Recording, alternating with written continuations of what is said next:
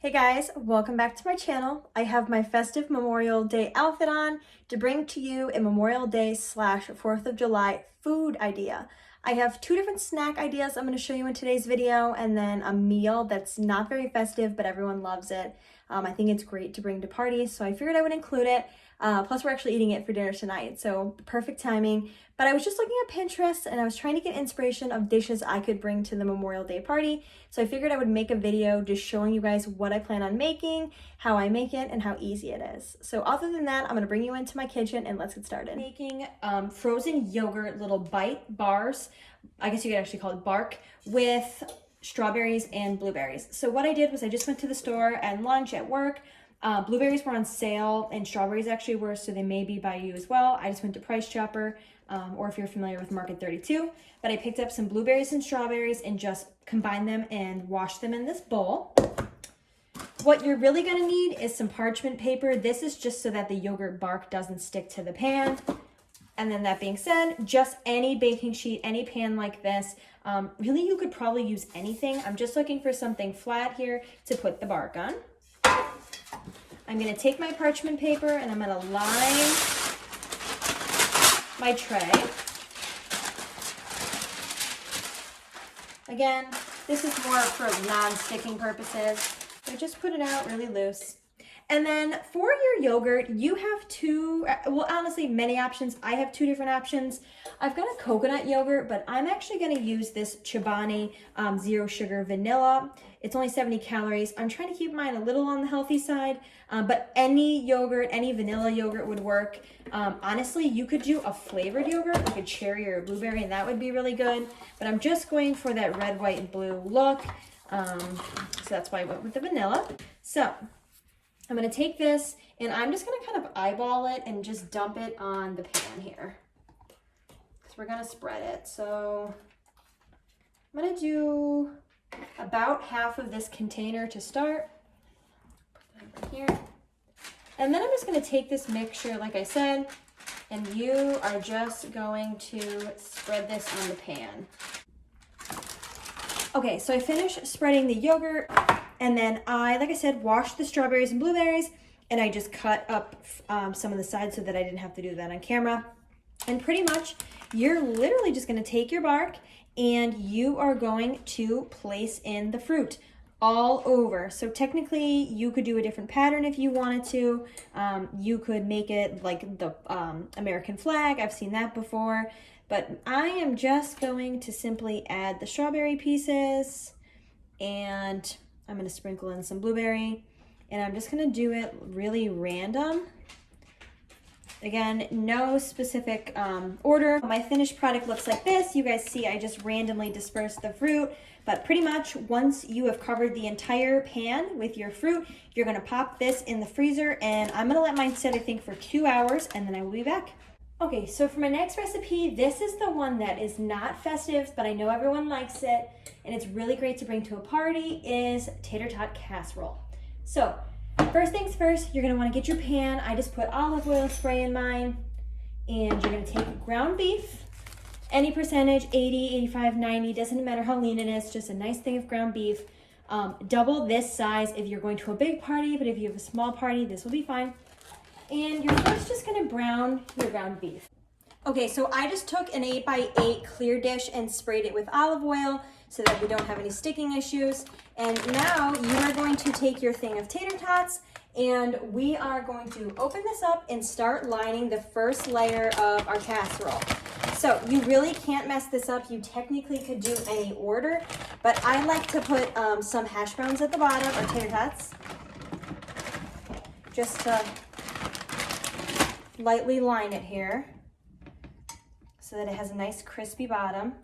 And then I go in with the ground beef and I just start scooping it onto my tater tots.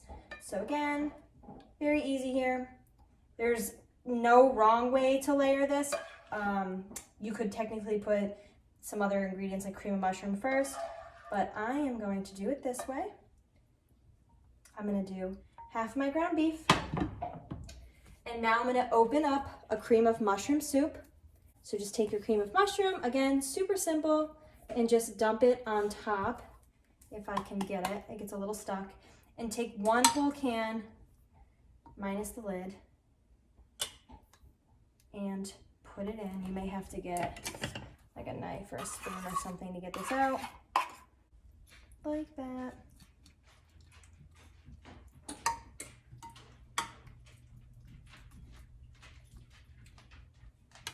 And then the next layer I like to do is green beans. So I prefer French cut, but I only had traditional cut. But open your green beans, drain them, and then you're just gonna sprinkle them on top. And then I like to go in again with another cream of mushroom, just because I've made this before 2 times, and it was much better when I added more of this stuff.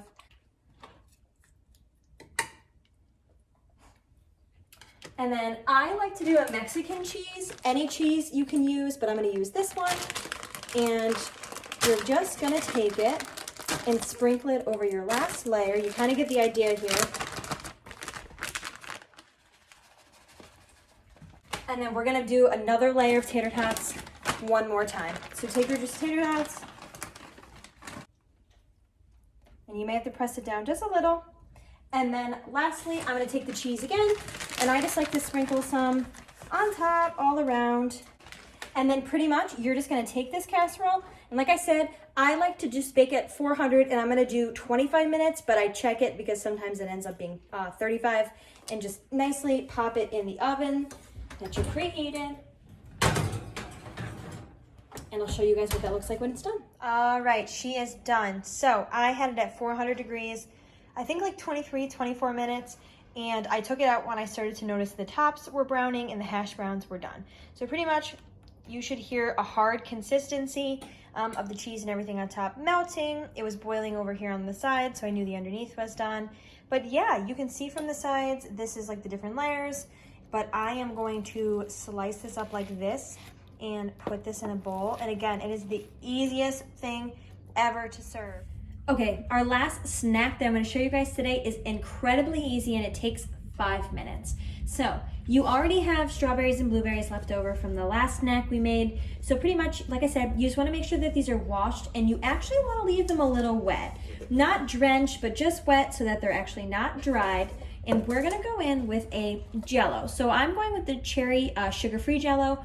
You could do raspberry, you could do, vanilla. You could really do any flavor, but I'm just taking this cherry sugar-free, and you're gonna just open it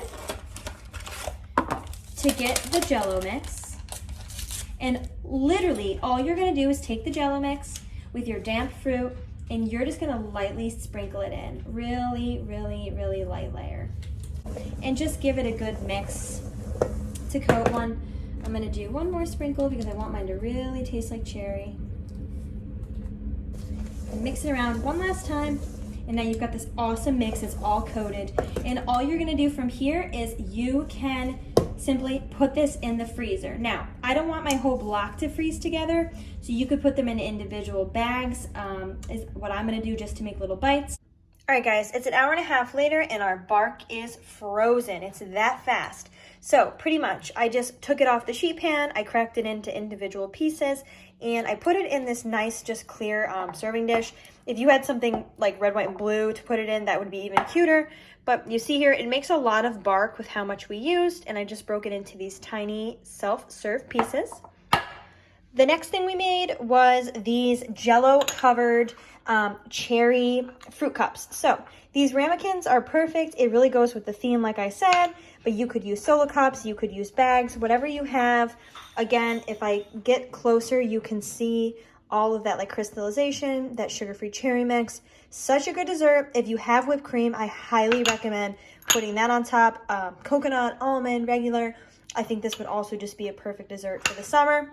And last but not least, the Tator Tot Casserole. So I had extra ground beef that I just filled in the spot that I ate. Tyler gets home from golf soon, so I'm gonna warm this up for him. But you can see all of the delicious layers. This is so cheap to make. Don't hate on a casserole in the summer or the spring. Definitely give it a try. I would say it's a crowd pleaser, and a lot of people like what's in here.